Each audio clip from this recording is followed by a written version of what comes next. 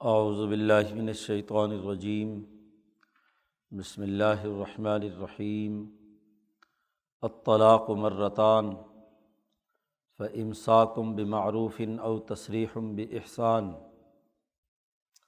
ولا یحل لکم ان تأخذوا مما آتیتموہن شیئا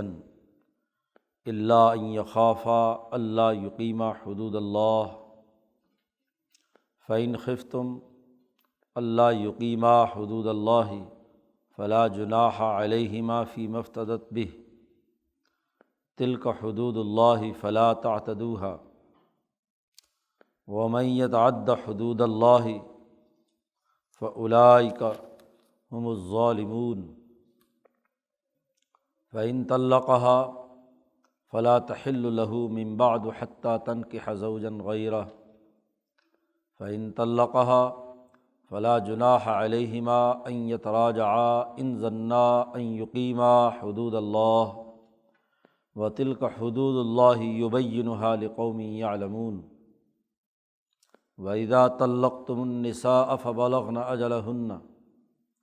فأمسكوهن بمعروف أو سرحوهن بمعروف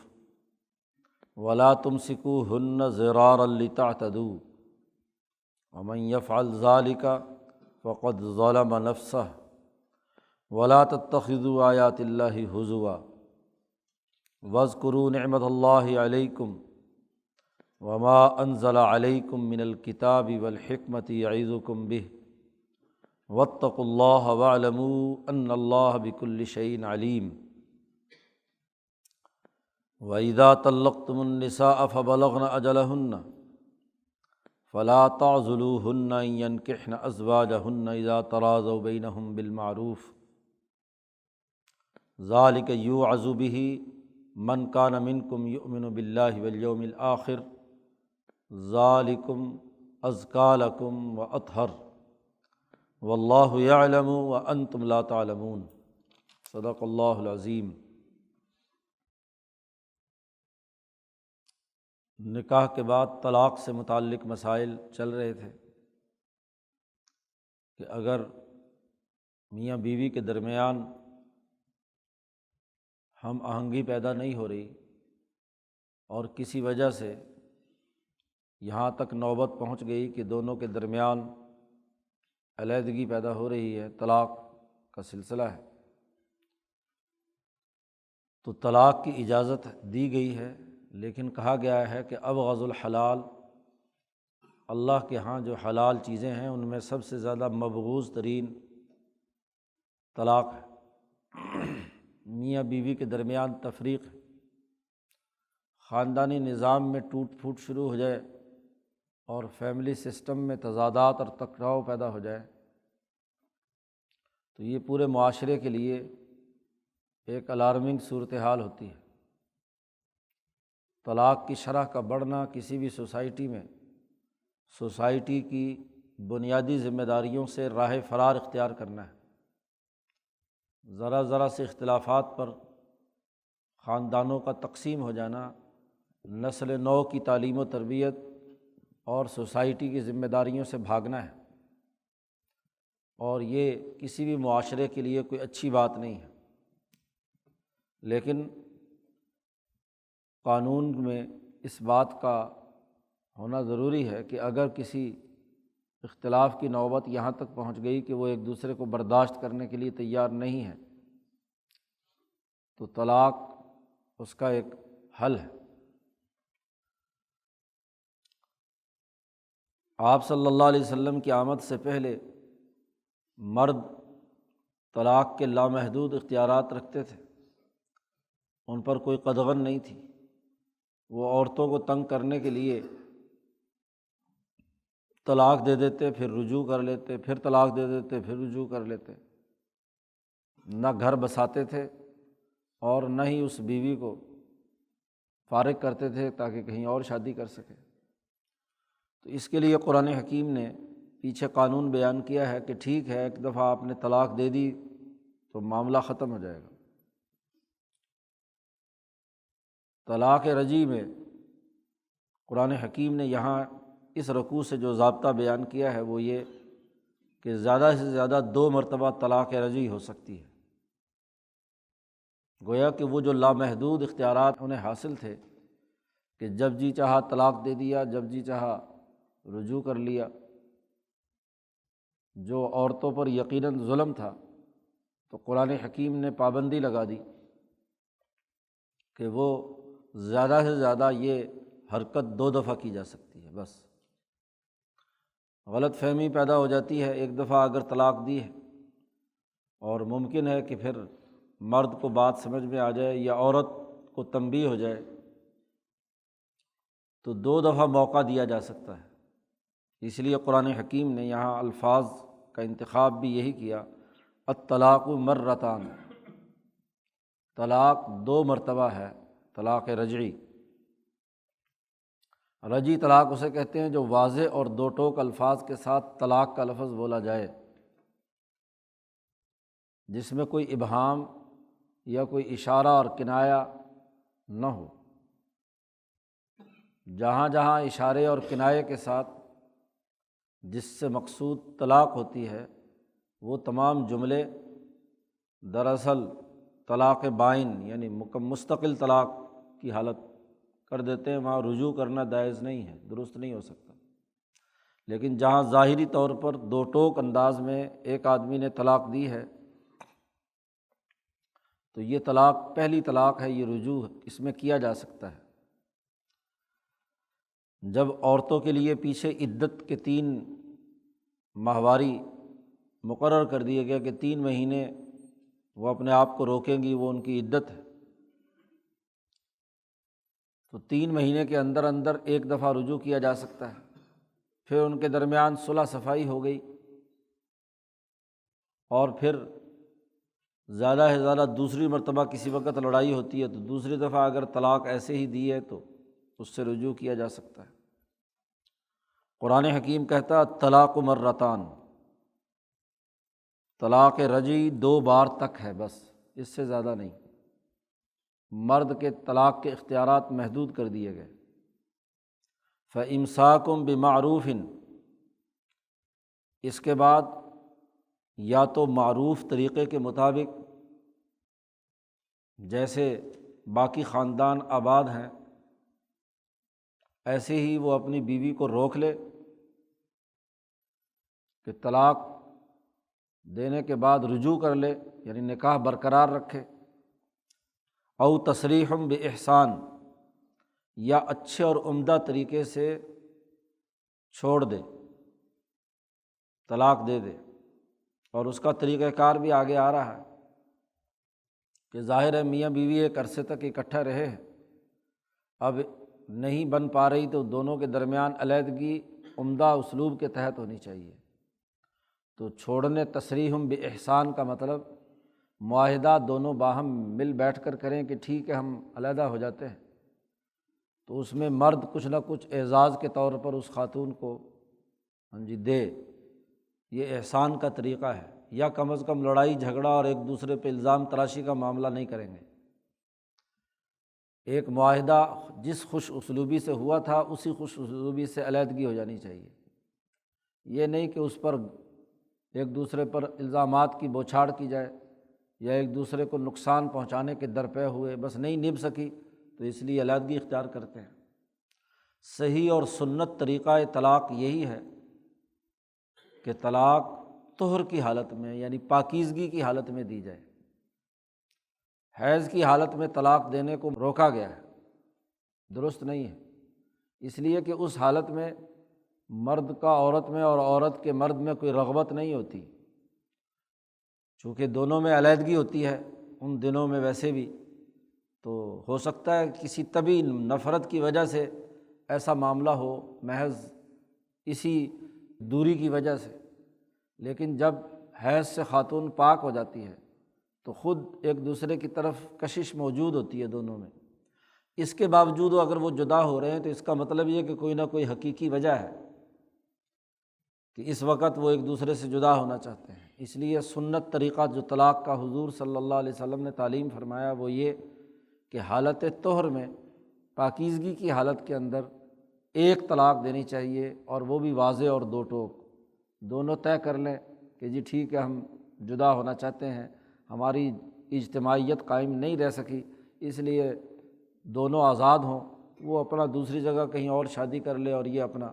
عربوں کے ہاں ایسا کوئی معاملہ نہیں تھا، طلاقیں ہوتی تھیں اور خواتین ایک دوسری جگہ شادی کر لیتے تھے، مرد دوسری جگہ شادی کر لیتے۔ گویا کہ ایک سوشل کانٹیکٹ ہے وہ نہیں چل سکا، تو اب اس کو اچھے طریقے سے ختم کر لیا جائے، اور پھر 3 آگے ماہواری گزر جائیں تو بس طلاق مکمل ہو گئی، بس ایک طلاق کافی ہے۔ پھر کہیں زندگی کے موڑ پر دوبارہ دونوں کا سامنا ہوتا ہے اور کسی وقت نکاح کی ضرورت پیش آئے تو نکاح دوبارہ کیا جا سکتا ہے۔ تو مکمل کٹ کر دینا بالکل یہ درست نہیں ہے، بلکہ علیحدگی صحیح طریقۂ کار کے مطابق ہو۔ اور اگر پھر زیادہ ہی معاملے کو وہ کرنا ہے تو دوسرے طہر میں جا کر دوسری طلاق دے، اور اگر 3 طلاقیں بھی دینی ہیں تو تیسری طلاق وہ بھی طہر کے اندر دے سکتا ہے، پاکیزگی کی حالت میں دے سکتا ہے۔ اول میں تو باقی 2 کی ضرورت نہیں ہے، اگر ایک معاملہ ایک طلاق سے پورا ہوتا ہے تو معاملہ ختم، لیکن یہ دوسری تیسری جو ہے یہ اگر دے دی جائے تو ہو جائے گی، یہ نہیں ہے۔ اسی طریقے سے ایام اور ماہواری کے زمانے میں بھی اگر طلاق دی جائے تو طلاق ہو جائے گی، اگرچہ طلاق بدعی اس کو کہا جاتا ہے کہ یہ ایک نئی بدعت پیدا کر دی گئی دین کے اندر اپنی طرف سے، لیکن جیسے گولی چلا کر کسی کو قتل کرنا یا تلوار مار کر قتل کرنا ناجائز ہے،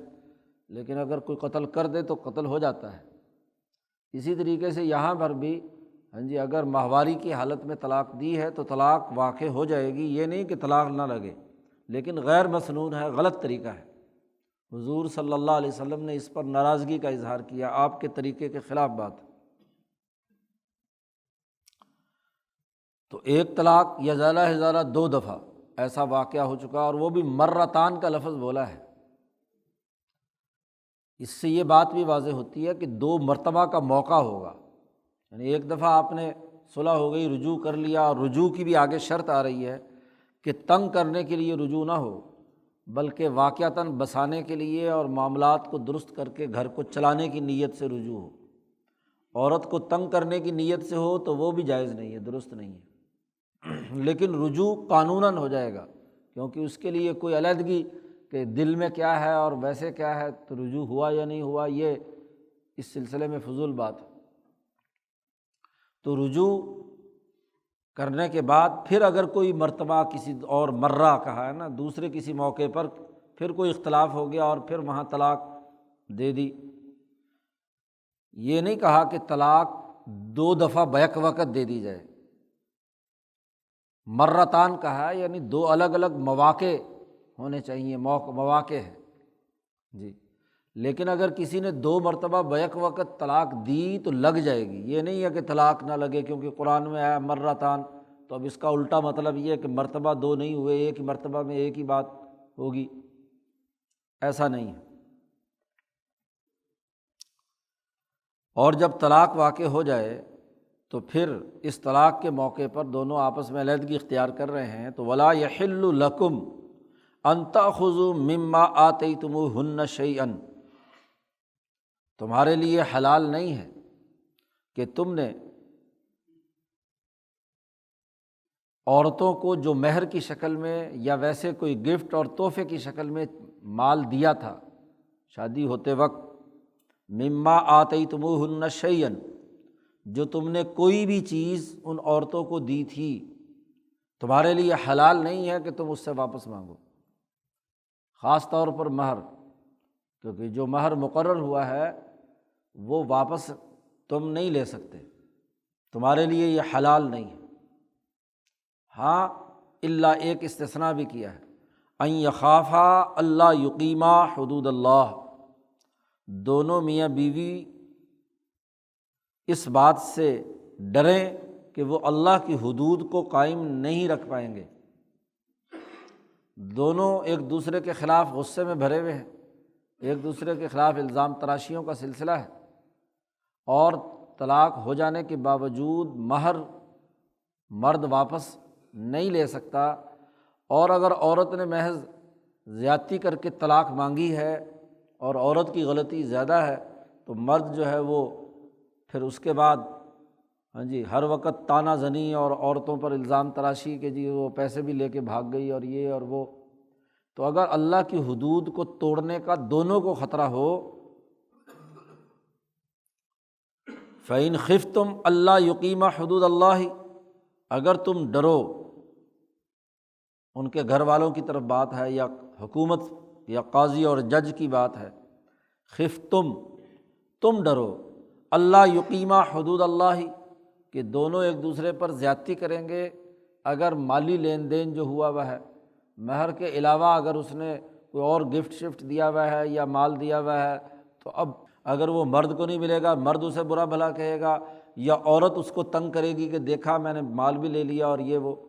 تو اس طرح کی جو کیفیت ہوتی ہے جس میں مستقل بعد میں لڑائی کا ماحول رہے، مقصد تو یہ تھا کہ خوش اسلوبی کے ساتھ علیحدہ ہو کر اپنا اپنا گھر الگ بسا لیں، ہاں جی، انتشار نہ سوسائٹی میں پیدا ہو۔ لیکن اگر یہ ڈر ہے کہ آپس میں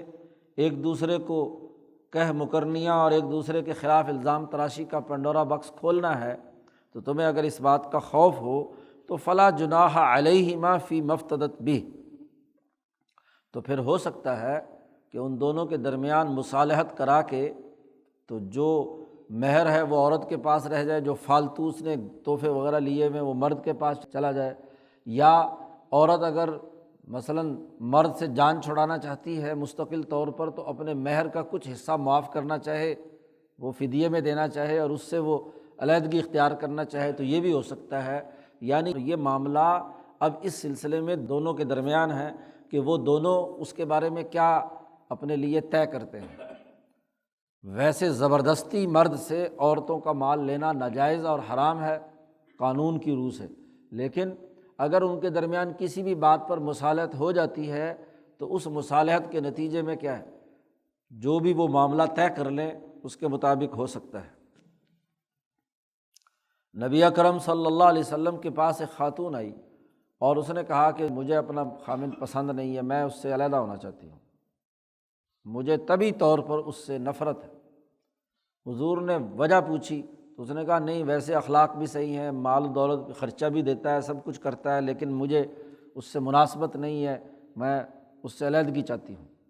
تو چونکہ قاضی اور حکمران کو یہ اختیار ہوتا ہے، نبی اکرم صلی اللہ علیہ وسلم نے حالات کی تحقیق کی اور اس کے خاوند کو بلا کر کہا کہ بھائی کہ تم اس کو طلاق دے دو، نہیں بسنا چاہتی تو ٹھیک ہے، اور اس عورت سے کہا کہ تمہیں اب مہر نہیں ملے گا، جو تمہیں مہر دیا ہوا ہے تم اس کا مہر واپس کرو۔ تو اس سے پورا مہر واپس، کیونکہ وہ بغیر مرد کی اس میں کوئی زیادتی نہیں تھی، عورت کی زیادتی تھی کہ اس کی وجہ سے عورت سے کہا کہ پورا مہر اس کا واپس کرو، اور ان کے درمیان علیحدگی کرا دی۔ کیونکہ روز روز کی جو گھر کے اندر چخ چخ ہے اور ایک دوسرے سے لڑائی بھڑائی کا معاملہ ہے، یہ بچوں کی نفسیات پر غلط اثر ڈالتا ہے، سوسائٹی میں انتشار پیدا ہوتا ہے، تو انتشار پیدا کر کے کوئی اجتماعیت قائم رکھنا یہ درست نہیں ہے۔ تلک حدود اللہ، یہ حدود مقرر کر کے اللہ پاک نے، چونکہ عربوں میں مرد خود سر تھے، بڑے غصے والے تھے، عورتوں کی کوئی حقیقت ان کی حیثیت نہیں ہوتی تھی، اس لیے وہ جتنی مرضی دفعہ رجوع کریں، جتنی مرضی دفعہ طلاق دیں تو ان کو کوئی پوچھنے والا نہیں ہوتا تھا۔ تو ان کے عمومی مزاج کے بالکل سراسر خلاف ان پر پابندی لگا دی گئی کہ 2 دفعہ سے زیادہ تم یہ حرکت نہیں کر سکتے۔ اس لیے اللہ پاک نے یہاں پر واضح اور 2 ٹوک حکم دے کر کہا تلک حدود اللہ، یہ اللہ کی مقرر کردہ حدود ہیں، اللہ نے یہ قانون اور ضابطے بیان کیے ہیں، فلا تعتدوها، اس لیے اس قانون کو توڑ کر آگے مت بڑھو، قانون شکنی مت کرو۔ ومن یتعد حدود اللہ، اور جو اللہ کی مقرر کی ہوئی حدود کو کراس کرتا ہے، حد سے بڑھ جاتا ہے، فاولئک هم الظالمون، وہی لوگ ظالم ہیں۔ تو یہ ظلم ہے کہ اللہ کے طے شدہ قوانین اور حدود کو توڑا جائے، اس کی خلاف ورزی کی جائے۔ تو جو عورتوں کے حقوق سے متعلق بنیادی قانون بیان کر کے مردوں کو وارننگ دے دی گئی کہ اس سے زیادہ 2 دفعہ سے زیادہ تم رجوع نہیں کر سکتے۔ اب 2 طلاقوں کا یہاں ذکر ہے، الطلاق مرتان، 2 دفعہ رجوع ہو سکتا ہے۔ اب اس لیے اس کے لیے جملہ استعمال کیا ہے کہ اگر طلاق زیادہ سے زیادہ دینی ہے تو 2 مرتبہ ہے بس، اس کے بعد تیسری طلاق کا ذکر آ رہا ہے۔ اور اس کے لیے قرآن حکیم نے جو اسلوب بیان اختیار کیا ہے وہ یہ کہ فَإِن طَلَّقَهَا، اگر تیسری طلاق بھی دے دی، تو اس کو اگر کے ساتھ بیان کیا ہے۔ یہ نہیں ہے کہ یہ دینا کوئی اچھی بات ہے، بھائی مقصد تو علیحدگی ہے، جب علیحدگی ایک طلاق سے ہو سکتی ہے تو پھر بلا وجہ باقی اس کو وہ کرنا تو درست نہیں ہے۔ فَإِن طَلَّقَهَا، اگر اس نے طلاق دی اس کو تیسری، فَلَا تَحِلُّ لَهُ مِن بَعْدُ حَتَّى تَنكِحَ زَوْجًا غَيْرَهُ، اب اس کے بعد اس مرد کے لیے یہ عورت حلال نہیں ہے، تو اب حلال نہیں ہے اس کے بعد اس کے لیے یہ عورت، اس لیے اب نہ تو رجوع ہو سکتا ہے، اور نہ صرف یہ کہ رجوع نہیں ہو سکتا بلکہ نکاح بھی نہیں ہو سکتا قیامت تک، طے شدہ بات ہے۔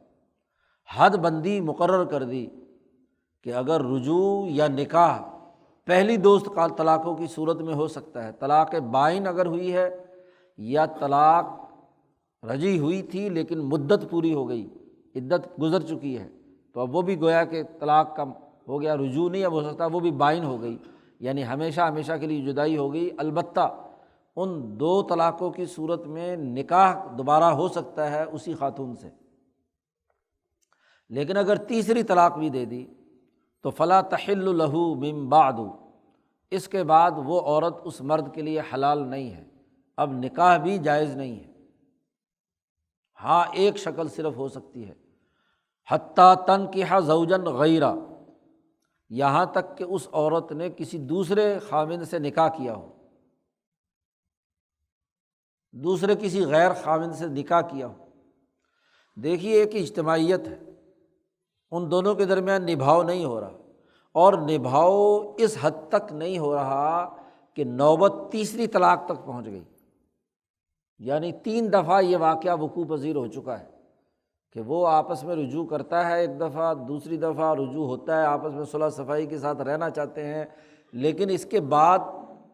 بھی ان کے درمیان نبھاؤ نہیں ہو رہا، حتیٰ کہ تیسری دفعہ میں علیحدگی ہوتی ہے۔ تو اب یہ کوئی مذاق ہے؟ یہ کوئی گڈا گڈی کا کھیل ہے کہ جب جی چاہا توڑ دیا، جب جی چاہا جوڑ لیا؟ یہ انسانی معاشرہ ہے، اور انسانی معاشرے میں اجتماعیت اصولوں اور ضابطوں پر قائم ہوتی ہے، یہ نہیں کہ اس کے لیے اس کو کھلونا بنا لیا جائے، جیسا کہ آگے قرآن حکیم نے اس رکوع کے آخر میں کہا ہے کہ یہ اللہ کی حدود ہے اور اللہ کی آیات ہیں، ان کو مذاق مت بناؤ، قانون کا مذاق اڑانے کی اجازت، وَلَا تَتَّخِذُوا آیاتِ اللہِ ہُزُوًا، اللہ کے احکام کو مذاق مت سمجھو، قانون اور ضابطے پر عمل کرنا لازمی اور ضروری ہے۔ اب یہ اجتماعیت نہیں چل سکتی، اب عورت کہیں اور شادی کرے اور مرد کہیں اور شادی کرے، پھر یہ بات بھی واضح ہو جائے گی کہ خرابی کس میں تھی، کیونکہ مثلاً وہ عورت اس خاوند کے پاس اچھے طریقے سے نہیں بس رہی اور پھر دوسری جگہ جا کر شادی کرتی ہے، تو پتہ چلے گا نا کہ خرابی عورت میں تھی یا مرد میں تھی۔ وہ دوسری اجتماعیت کا حصہ بنے، وہاں مستقل اور ہمیشگی کے لیے نکاح کرے اور اپنا گھر بسائے، پھر کسی وجہ سے ان کے درمیان علیحدگی ہوتی ہے، طلاق کی نوبت پہنچتی ہے، یا مرد دوسری جگہ شادی کی، مرد فوت ہو جاتا ہے، کوئی بھی وجہ، اور وہ نیچرل طریقہ کار کے مطابق گھر بسانے کی نیت سے آگے شادی کی ہو، اور پھر قدرتی طور پر کیا ہے طلاق واقع ہو گئی ہو، طے شدہ طریقہ کار کے مطابق نہیں،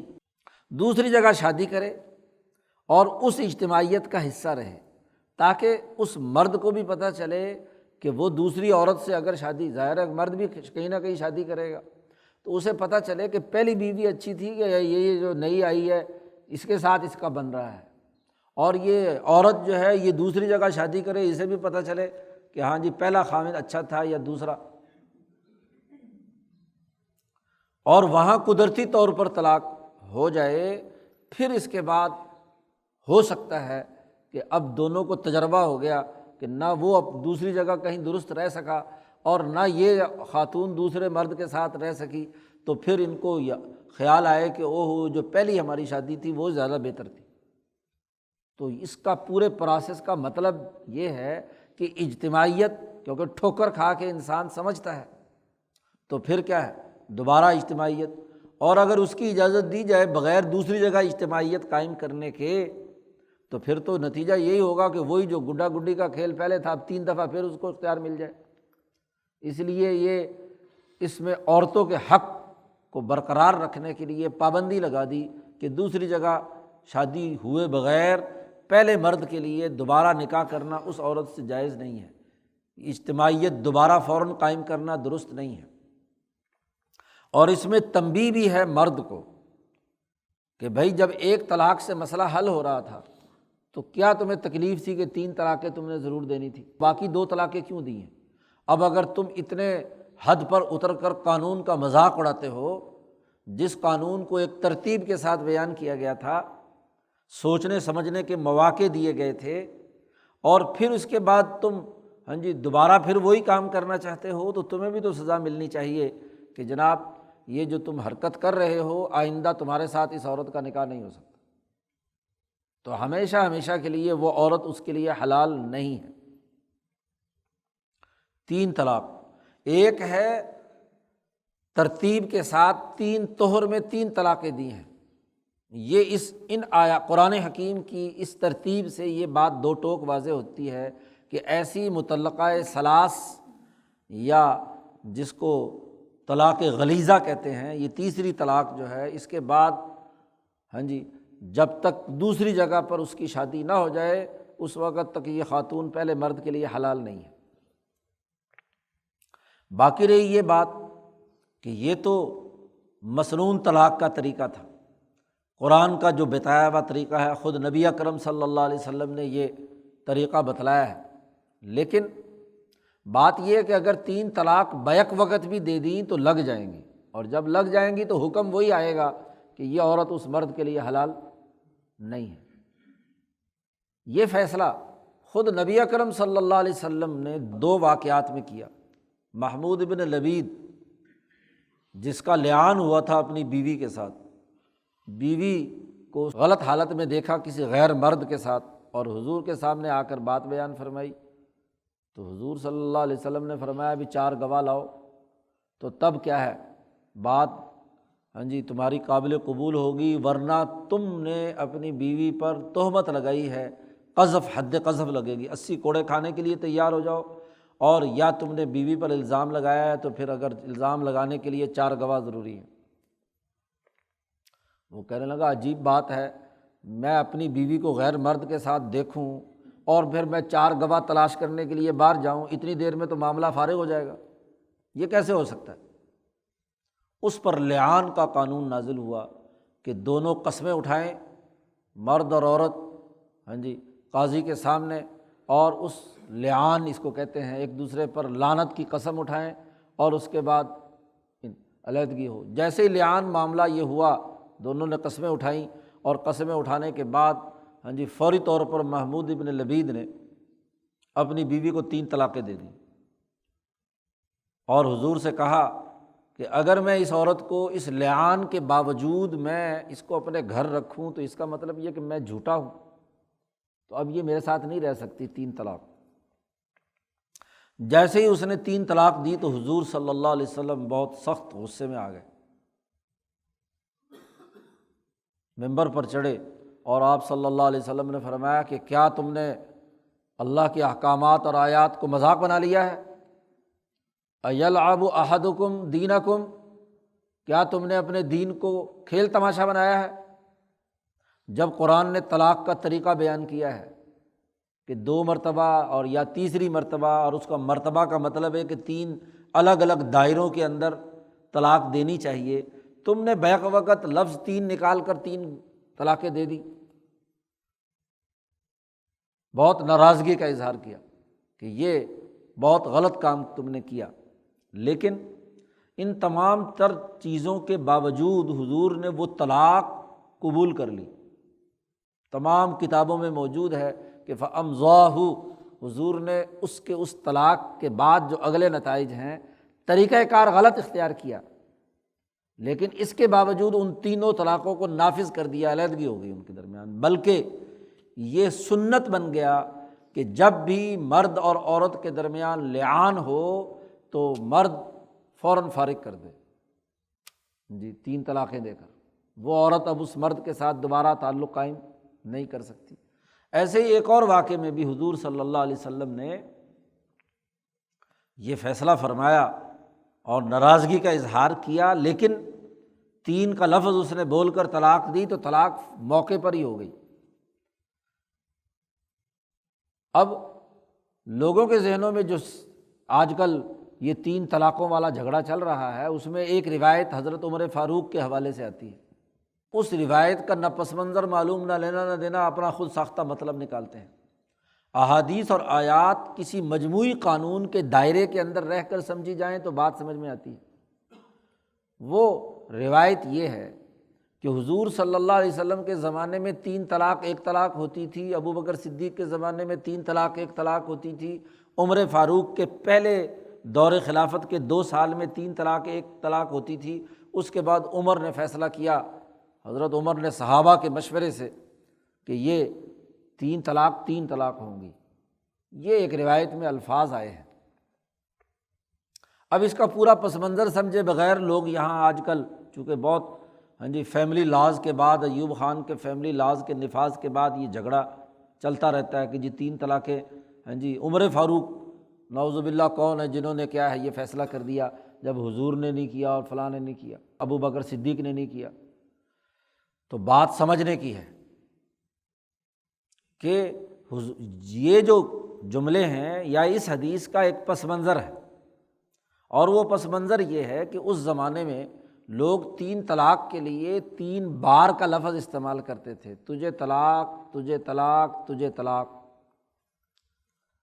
اب عربی کا اصول اور ضابطہ یہ ہے کہ ایک ہوتی ہے کسی جملے میں تاکید اور ایک ہوتی ہے تانیف۔ تاکید کا مطلب یہ ہے کہ بات آپ ایک ہی دفعہ کی کر رہے ہیں اور اس کو پکا کرنے کے لیے 3 دفعہ دہرا رہے ہیں۔ تو مرد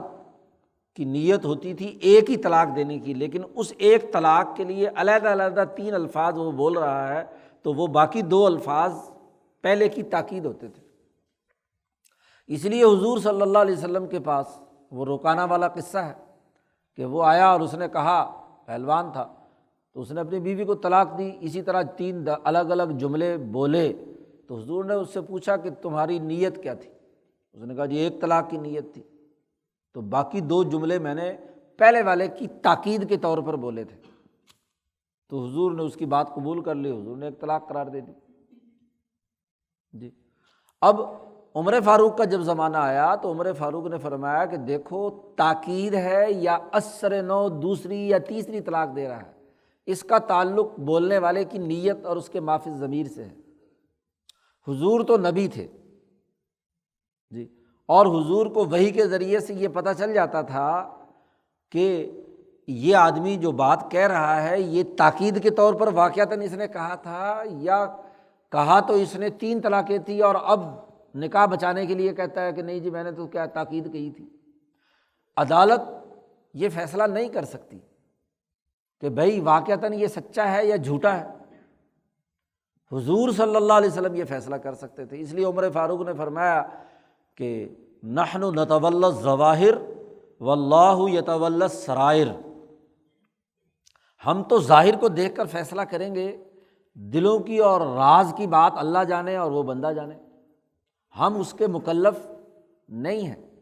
ایسی بات نہیں کہ عمر فاروق یا ابو بکر صدیق کو پتہ نہیں تھا،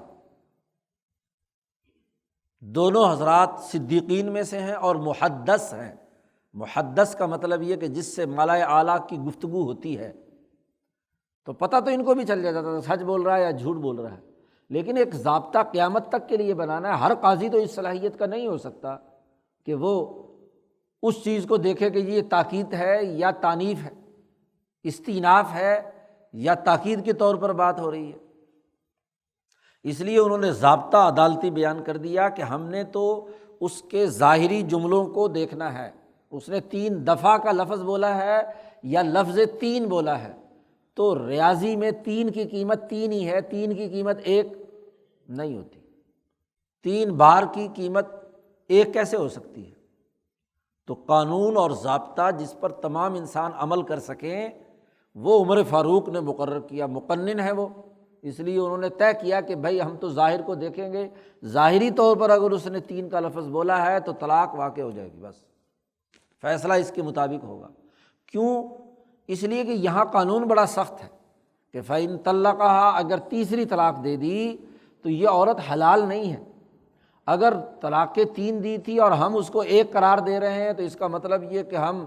اپنی طرف سے اس عورت کو اس مرد کے لیے حلال قرار دے رہے ہیں، اور کسی انسان کو یہ حق حاصل نہیں ہے کہ اللہ کے حلال کیے ہوئے کو حرام بنائے یا اللہ کے حرام کیے ہوئے کو حلال بنائے۔ یہی تو حضور صلی اللہ علیہ وسلم نے فرمایا تھا کہ یہودیوں نے اپنے علماء اور پیروں کو اربابا من دون اللہ، اللہ کو چھوڑ کر ان کو خدا بنا لیا تھا۔ تو صحابہ نے حضور سے پوچھا کہ یہ بھلا کوئی بھی عقل مند آدمی کسی انسان کو رب بنا سکتا ہے؟ یہودی کتابیں پڑھتے ہیں، سب کچھ کرتے ہیں، یہ کیسے بنا، علماء کو رب کیسے بناتے ہیں؟ اربابا من دون اللہ کیسے ہو گئے؟ تو حضور نے فرمایا کہ اربابا من دون اللہ کا مطلب یہ ہے کہ یہ علماء جس کو اپنی طرف سے حلال کر دیں وہ لوگ حلال سمجھتے تھے، چاہے اللہ نے اس کو حرام ہی کیوں نہ کیا ہوا ہو، اور اللہ نے کسی کو حرام قرار دیا، یہ علماء جس کو حلال کہتے تھے یہ حلال کہہ دیتے تھے۔ تو گویا کہ حلال و حرام کا جو اختیار حاکم مطلق، شہنشاہ مطلق اللہ تبارک و تعالیٰ کو ہے، وہ اختیار اس کا خلیفہ اور نائب یا اس کے علماء اور قاضی اور جج استعمال کرنے لگ جائیں تو یہ جائز اور درست نہیں ہے۔ اور بڑی سخت چونکہ آگے وعید آ رہی ہے کہ تلک حدود اللہ، پھر دوبارہ اللہ نے یہ بات کہی کہ اللہ کی مقرر کی ہوئی حدود ہیں، کھول کھول کر اللہ پاک بیان کرتا ہے، اور ان حدود کا مذاق مت اڑاؤ، یہ کھیل تماشا مت بناؤ۔ حضرت عمر نے جب یہ فیصلہ کیا تھا تو اس سے پہلے بھی یہی بات ارشاد فرمائی تھی کہ لوگوں نے مذاق بنا لیا ہے، 3 طلاقیں دیتے ہیں اور یہاں آ کر کہتے ہیں جی میرا مقصد تو تاکید تھا جی۔ تو جو چور راستے قوانین میں تلاش کرتے ہیں تو ان کے لیے پیش بندی ضروری ہے، ان چور راستوں کو روکنا اور بند کرنا ضروری ہے۔ عمر فاروق نے یہ راستہ بند کیا، تو اس پر عمر فاروق پر الزام لگانا کہ جی انہوں نے اپنی طرف سے نیا قانون جاری کر دیا، بھائی انہوں نے تمام اللہ کی کتاب کو سب سے زیادہ سمجھنے والے عمر فاروق تھے۔ یہ آج کل کے تقلید نہ کرنے والے، خود ساختہ 3 طلاق کو 1 طلاق بنانے والے لوگ جو ہیں یہ زیادہ سمجھتے ہیں قرآن کو۔ اس لیے تمام فقہاء، امام شافعی، امام احمد، امام مالک، امام ابو حنیفہ، تمام متفق ہیں کہ 3 طلاق چاہے بلفظ واحد ہو، ایک لفظ سے، یعنی تجھے 3 طلاقیں، اور چاہے الگ الگ ہو، ایک ہی مجلس میں ہو، وہ واقع ہو جائیں گی، لگ جائیں گی، کسی کا کوئی اختلاف نہیں ہے، سوائے یہ آج کل کے سر پھرے جو اس دنیا میں سلفیت اور اہل حدیثیت کے نام پر آ گئے، انہوں نے اپنی طرف سے حلال و حرام کا ٹھیکہ، ویسے تو شرک کے خلاف تقریریں کریں گے کہ جی یہ مشرک ہو گیا، فلانا مشرک ہو گیا، اربابا من دون اللہ، یہاں خود اللہ کے حرام کیے ہوئے کو حلال بنا رہے ہیں۔ باقی رہا یہ معاملہ کہ حلالے کو بھی بنیاد بنایا جاتا ہے کہ جی دیکھو جی یہ انہوں جو حنفیوں نے اور ان فقیہوں نے کہا جی 3 طلاقیں اور پھر حلالہ کرتے ہیں، اور یاد رکھیے کہ یہ حلالہ بالکل ناجائز ہے، بالکل ناجائز ہے۔ حضور صلی اللہ علیہ وسلم نے لعنت بھیجی ہے، لعن اللہ المحلل والمحلل لہ، حلالہ کرنے والا اور حلالہ کروانے والا دونوں پر اللہ نے لعنت بھیجی ہے،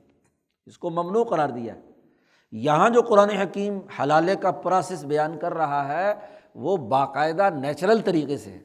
اور اس پر بخاری میں حدیث موجود ہے، دوسرے مسلم وغیرہ میں سیاستہ میں حدیث موجود ہے۔ خاتون تھی، اس نے ایک صحابی سے شادی کی ہوئی تھی، ان سے طلاق لے لی، طلاق لے کر ایک دوسری جگہ شادی کی، رفاع قرظی سے، وہ کچھ عمر میں زیادہ تھے، بوڑھے تھے، تو بہرحال شادی وہاں ہو گئی۔ اب اس عورت کو پہلا خاوند یاد آ رہا ہے اور اس نئے خاوند سے چھوڑنا چاہتی ہے، وہ حضور صلی اللہ علیہ وسلم کے پاس آئی اور حضور سے کہا کہ جی میں اپنے پہلے خاوند کے پاس جانا چاہتی ہوں، تو طلاق ایک ہی ہوئی تھی وہاں، تو تو اس لیے میں واپس جانا چاہتی ہوں، اس سے علیحدہ ہونا چاہتی ہوں۔ نہیں، 3 طلاقیں ہوئی ہوئی تھیں، 3 طلاقیں ہوئی ہوئی تھیں اور آگے اس نے شادی کی۔ تو جب حضور نے سارے حالات معلوم کیے تو حضور نے فرمایا کہ نہیں، تم اب نہیں جا سکتی، اسی مرد کے ساتھ تمہارا نکاح برقرار رہے گا۔ ہاں کوئی نیچرل طریقہ کار کے مطابق کوئی طلاق کا معاملہ ہو جائے تو پھر الگ بات ہے، اور وہاں بھی واضح طور پر کہا کہ جب تک اس دوسرے شوہر سے تمہارا مکمل جنسی تعلق قائم نہیں ہوتا اس وقت تک تم واپس نہیں جا سکتی۔ خالی نکاح سے مسئلہ حل نہیں ہوگا، تو وہ ضابطہ اس حدیث سے موجود ہے۔ اب ہیں اپنے آپ کو اہل حدیث کہیں گے لیکن حدیث کا انکار کریں گے، حدیث کا مطلب کچھ سے کچھ بیان کریں گے۔ تو یہ بات طے شدہ ہے کہ یہ صحیح طریقہ کار کے مطابق دوسری اجتماعیت قائم ہو، اور وہاں آپ کو اچھا برا لگ رہا ہے، وہاں کوئی معاملہ پیش آ رہا ہے اور وہ مکمل طور پر اجتماعیت قائم جس مقصد کے لیے نکاح ہے وہ معاملہ بھی پورا ہو، تب جا کر کیا ہے اگر کوئی طریقے سے نکاح طلاق ہو گئی تو پھر شادی ہو سکتی ہے۔ یہ نہیں کہ باقاعدہ حلالہ سینٹر کھول کر ہاں جی مولویوں نے فحاشی کے اڈے بنا لیے ہوں کہ جی بس ٹھیک ہے جی اتنے پیسے میں اتنا حلالہ ہوتا ہے، اور 1-2 دن کی شادی ہوئی اور طلاق دی اور دوسری جگہ شادی کر دی۔ اس کے بارے میں حضور صلی اللہ علیہ وسلم نے کرنے والے پر بھی اور کروانے والے پر بھی لعنت بھیجی ہے۔ اب اس تمہاری غلط حرکت کے نتیجے میں قانون بدل دیا جائے، اس لیے جی 3 طلاق والا لفظ جو ہے نا وہ 1 طلاق اس کو قرار دے دیا جائے کیونکہ جی حلالہ کرانا پڑتا ہے۔ بھائی قانون تو قانون ہے، اس کے ساتھ کھلواڑ نہیں کیا جا سکتا، وہ ضابطہ اپنی جگہ پر موجود ہے کہ اگر ایسا ہو گیا تو اب حلالے کے بغیر وہ عورت پہلے خاوند کے پاس نہیں آ سکتی۔ 2 ٹوک بات۔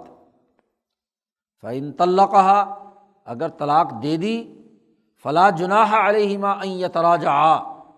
إِن ظَنَّا أَن يُقِيمَا حُدُودَ اللَّهِ، اس کے سوا یعنی اس سے پہلے اگر 2 طلاقیں دی تھیں تو پھر تو کیا ہے رجوع کیا جا سکتا ہے، اور اس رجوع کے لیے بھی ان ظنّا ان یقیما حدود اللہ، وہ دونوں یہ خیال کریں کہ وہ دونوں اللہ کی حدود کی پابندی کریں گے، اس کو توڑیں گے نہیں۔ قرآن حکیم کہتا ہے وَتِلْكَ حُدُودُ اللَّهِ يُبَيِّنُهَا لِقَوْمٍ يَعْلَمُونَ، اللہ تعالیٰ ان حدود کو بیان کرتا ہے، کھول کر بیان کیا ہے علم والی قوم کے لیے، جاہلوں کے لیے نہیں ہے۔ قانون سے وہی فائدہ اٹھاتا ہے جو اس قانون پر علم صحیح حاصل کر کے اس پر عمل کرے۔ وَإِذَا طَلَّقْتُمُ النِّسَاءَ فَبَلَغْنَ أَجَلَهُنَّ، اگر تم نے طلاق رجعی دی اپنی عورتوں کو اور مدت پہنچنے کے قریب ہو گئی، یعنی 3 حیض مکمل ہونے کے قریب ہیں، تو پھر 2 ہی راستے ہیں، فَأَمْسِكُوهُنَّ بِمَعْرُوفٍ، تو ان کو یا تو صحیح طریقہ کار کے مطابق روک لو، ایک دوسرے کی عزت اور احترام کے ساتھ، اللہ کی حدود کو پورا کرنے کے ساتھ، أَوْ سَرِّحُوهُنَّ بِمَعْرُوفٍ، اور یا ان کو صحیح طریقے سے آزاد کر دو۔ عورت کو تنگ کرنے کی اجازت، یہ دوبارہ پھر قرآن حکیم نے بطور تاکید کے یہ بات بیان کی ہے کہ عورتوں کو تنگ کرنا جو عربوں کا پرانا دستور تھا وہ چھوڑ دو۔ وَلَا تُمْسِكُوهُنَّ ضِرَارًا لِتَعْتَدُوا، عورتوں کو رجوع کر کے روکنا، ان کو نقصان پہنچانے کے لیے، ضرر پہنچانے کے لیے ان کو روکنا، یہ تاکہ ان پر تم زیادتی کر سکو، ظلم کر سکو، ایسی اجازت نہیں ہے۔ مت روکو ان کو نقصان پہنچانے کے لیے، ضرر پہنچانے کے لیے۔ وَمَن يَفْعَلْ ذَلِكَ، اور جس نے رجوع عورت کو تنگ کرنے کے لیے، اس کو نقصان پہنچانے کی نیت سے کیا، فقد ظلم نفسہ، اس نے اپنے اوپر ظلم کیا، خود زیادتی کی۔ اور پھر آگے اللہ نے تنبیہ کر دی وَلَا تَتَّخِذُوا آیات اللہ ہزوا، اللہ کی آیات کو مذاق مت بناؤ، اس کا ہنسی مت بناؤ کہ جب جی چاہا جیسے چاہا مرضی کر لیا، قانون شکنی کر لی۔ وَاذْكُرُوا نِعْمَتَ اللَّهِ عَلَيْكُمْ، یاد کرو اللہ کی جو نعمتیں تم پر ہیں،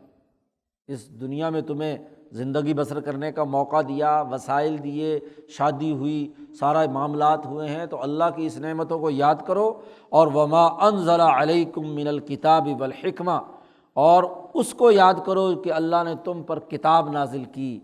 اور پھر اس کتاب پر عمل درآمد کی حکمت اور سیاست اور اجتماعیت کے اصول اور ضابطے تمہیں بتلائے۔ یعظکم بہ، اللہ نے تم کو اس کی نصیحت کی ہے۔ واتقوا اللہ، اللہ سے ڈرو، اور وَاعْلَمُوا، اور اچھی طرح جان لو کہ ان اللہ بکل شیء علیم، کہ اللہ تعالیٰ ہر چیز سے واقف ہے، چھپا نہیں سکتے تم جو حرکت کرو گے،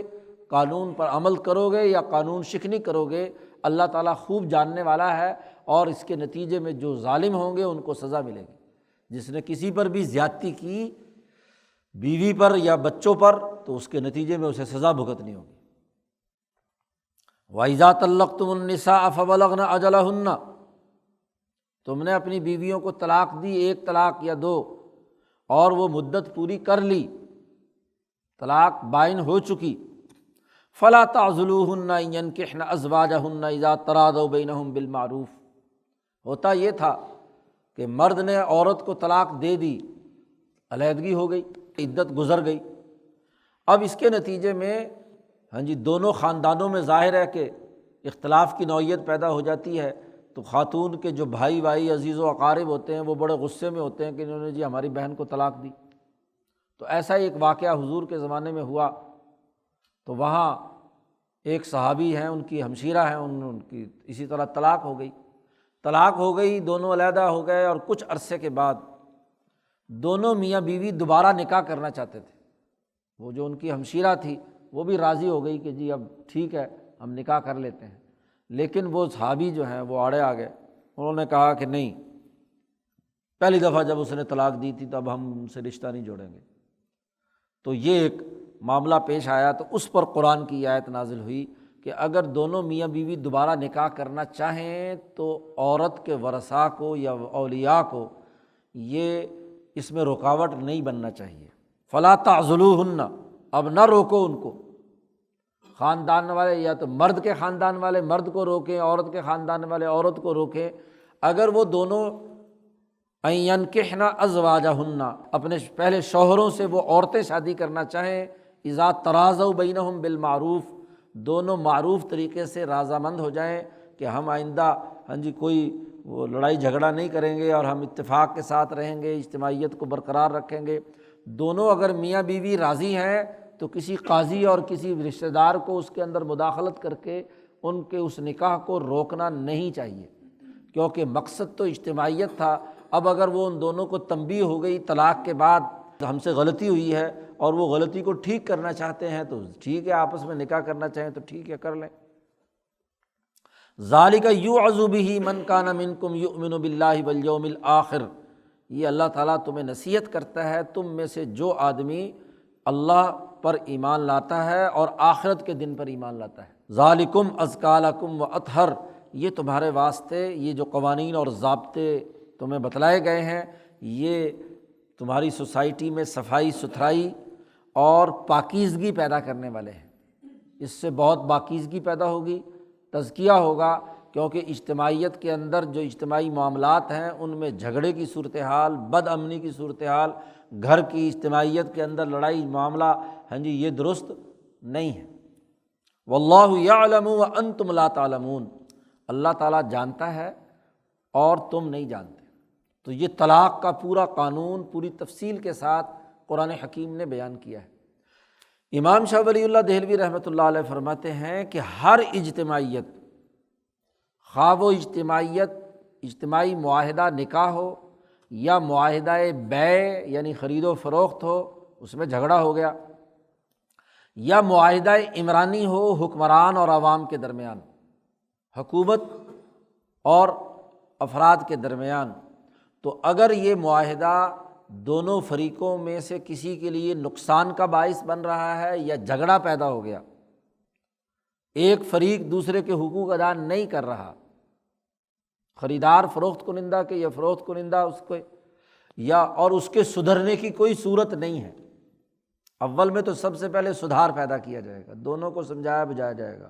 اس لیے قرآن حکیم نے آگے جا کر تفصیل کے ساتھ کہا ہے کہ ایک سمجھدار آدمی عورت کی طرف سے ہو جائے، ایک سمجھدار آدمی مرد کی طرف سے آ جائے، تو دونوں ان کے درمیان صلح کرائیں، بس صلح خیر، آپس میں صلح صفائی کرنا زیادہ بہتر ہے۔ لیکن کوئی ایسی شکل نہیں ہو رہی کہ یہ گھر بچایا جا سکے، تو وہاں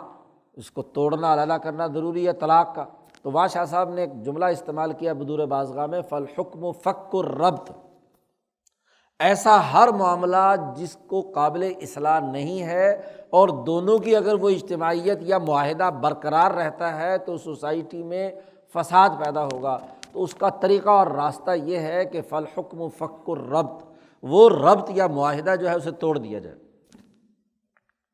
وہاں یہی مثالیں دو دی ہیں کہ نکاح جیسے دونوں کے درمیان نہیں بن رہی تو اس کو جدائی ہو جائے، خریدار اور فروخت کنندہ کے درمیان جھگڑا ہو گیا ہے اور وہ بے معاملہ اگر برقرار رہتا ہے تو جھگڑا نمٹنے کی کوئی شکل نہیں، تو قاضی کو یہ اجازت ہے کہ وہ اپنے اختیارات استعمال کر کے اس معاہدے کو توڑ دے۔ شاہ صاحب نے کہا اسی کی اساس پر عوام اور حکمران کے درمیان جو معاملہ اور معاہدات ہیں وہ بھی اجتماعیت کے نقطہ نظر سے ہیں کہ حکمران عوام کے حقوق ادا کریں، اور عوام کی ذمہ داری ہے کہ جو قانون انسانی فائدے کا ہے اس کو ڈسپلن کو پورا کریں۔ لیکن اگر زیادتی ہو رہی ہے حکمرانوں کی طرف سے، وہ سسٹم انسانی مسائل حل نہیں کر رہا، تو اسی کی بنیاد پر شاہ صاحب نے کہا کہ فک کل نظام، ہر وہ نظام جو فرسودہ ہو چکا ہو، اپنے مطلوبہ مقاصد پورا نہ کر رہا ہو، تو فالحکم فک الربط، اس ربط کو توڑ دو، اس معاہدہ عمرانی کو ختم کر دو، اس حکمران کو بدل دو۔ ظاہر عوام تو نہیں بدلے جا سکتے کہ پورا جغرافیہ اٹھا کر عوام لے جا، اکیلا حکمران پھرتا رہے، ایسا تو نہیں ہو سکتا۔ عوام وہی ہوں گے، اثر نو نیا سوشل کانٹیکٹ قائم ہوگا، نیا سماجی اور عمرانی معاہدہ وجود میں آئے گا۔ حکمران طبقے خراب ہو کر سوسائٹی کے مسائل پیدا کر رہے ہیں، یا سوسائٹی کے اندر ایسے جاہل اور احمق ہیں کہ صحیح بات اگر کہی جائے اور صحیح سسٹم ہو بھی تو وہ عمل درآمد نہیں کرتے۔ خرابی پیدا ہو گئی پورے اجتماع میں، اور چونکہ الناس علی دین ملوکہم، جیسے حکمران کرپٹ ہوتے ہیں ویسے ہی لوگ بھی کیا ہے، حکمران اچھے ہوں تو وہ بھی اچھے، تو پورا کا پورا سسٹم اس کے تمام کل پرزے خراب ہو گئے۔ تو وہاں انقلاب کی ضرورت ہوتی ہے کہ سسٹم توڑا جائے، اور توڑ کر نیا عمرانی معاہدہ، نئے اسلوب اور نئے قوانین اور ضابطوں اور نئے آئینی فریم ورک کے تحت سر انجام دیا جائے۔ اسی کو انقلاب کہتے ہیں، یہی تبدیلی کا عمل ہے۔ ابو جہل، عتبہ، شیبہ نے وہ معاشرہ جو ابراہیم علیہ السلام سے چلا آ رہا تھا مکے کا، وہ بدل کر خرابی پیدا کر دی، حقوق ادا نہیں ہو رہے، ظلم پیدا ہو رہا ہے۔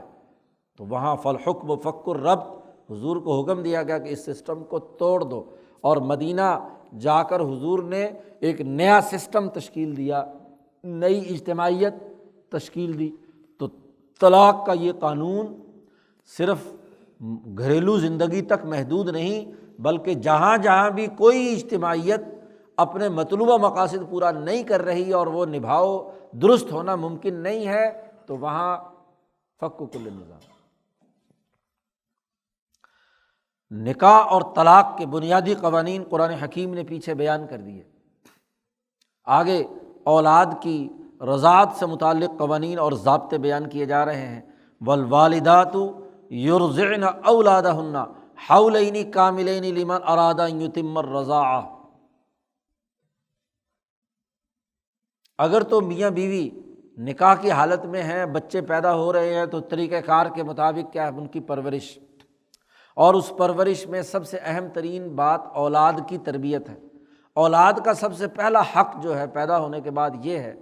قرآن حکیم نے بیان کر دیا کہ وہ 2 سال تک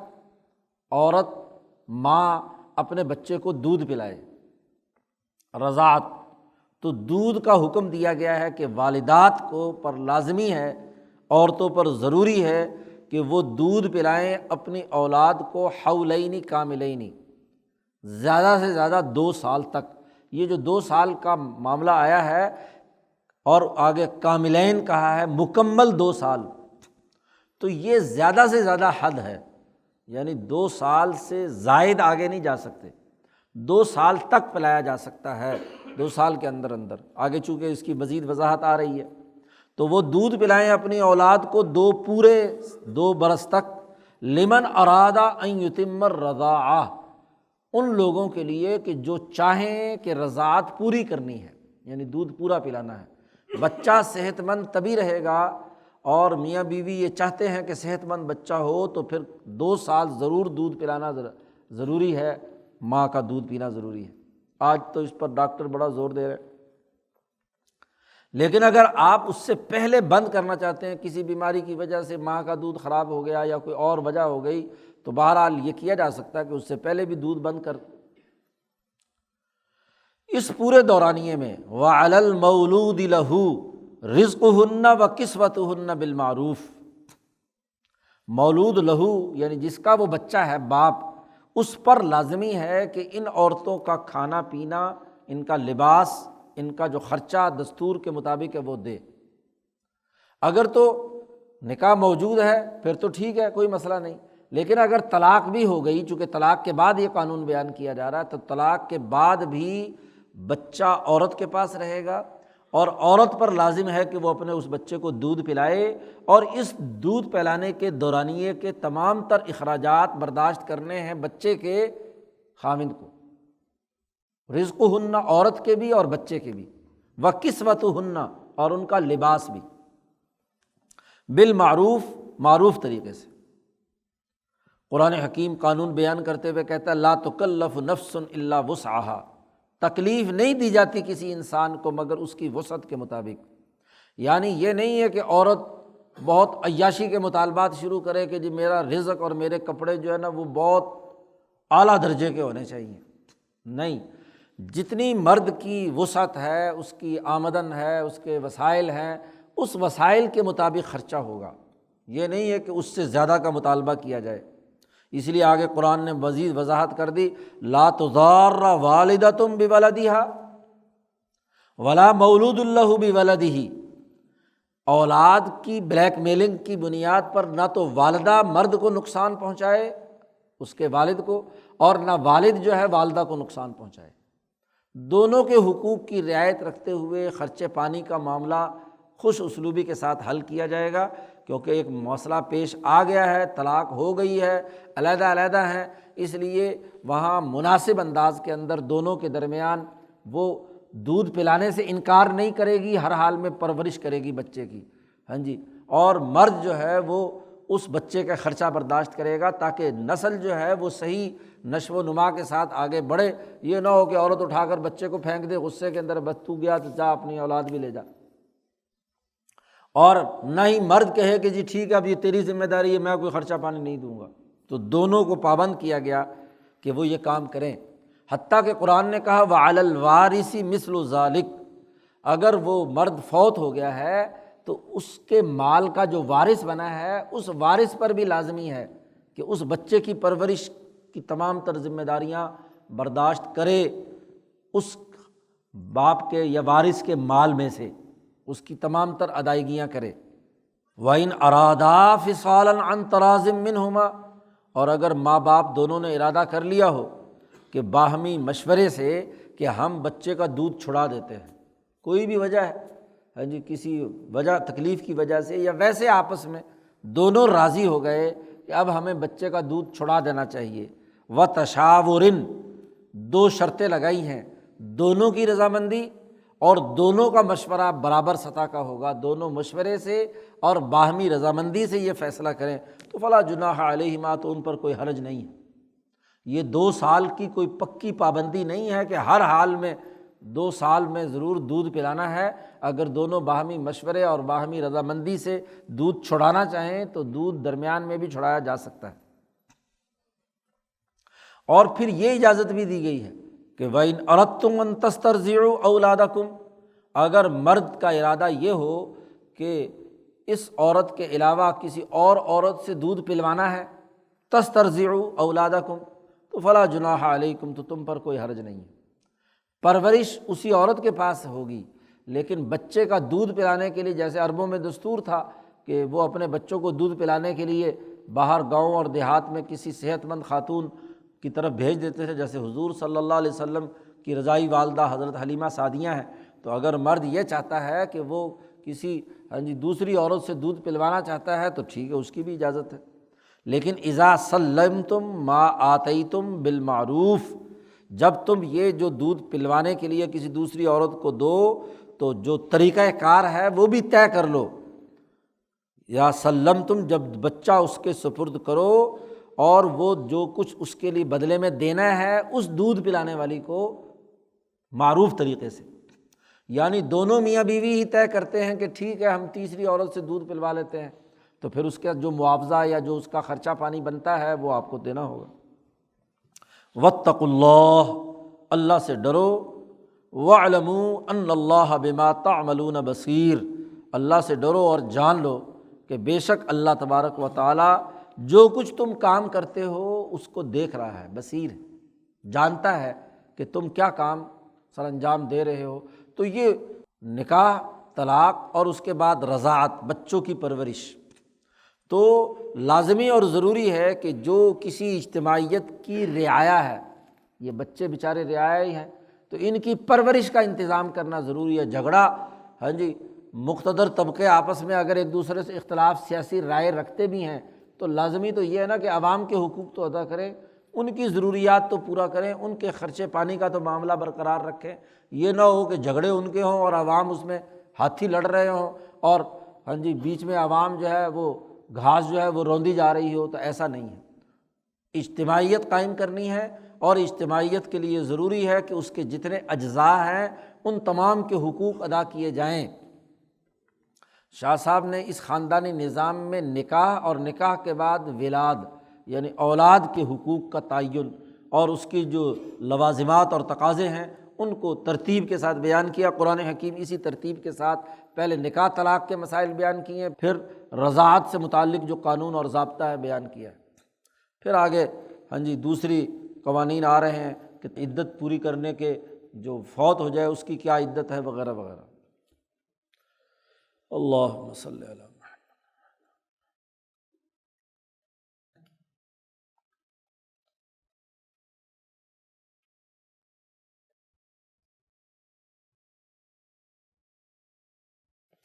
اجمعین۔